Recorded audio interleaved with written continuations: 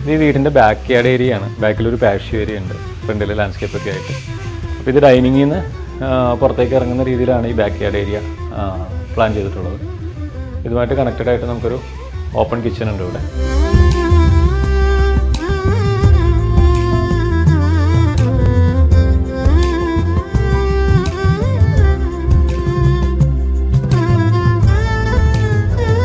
നമുക്കിവിടെ ഒരു 6 seat dining table, സൈഡിലൊരു സോഫ സീറ്റിംഗ് പോലെയുള്ള ഇവിടെ ഫാമിലിയൊക്കെ ആയിട്ടിരുന്ന് സംസാരിച്ചിരിക്കാനൊക്കെ ഒരു സ്പേസ് ആയിട്ട് ചെയ്തേക്കുന്ന കാരണം ഒരു ഓപ്പൺ കിച്ചൺ ഉണ്ട്.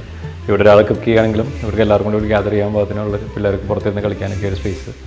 പിന്നെ ഒരു ഡൈനിങ് വാഷ് ഈ സൈഡിൽ തന്നെയുണ്ട്. ഒരു പൂജ യൂണിറ്റ് ഉണ്ട്.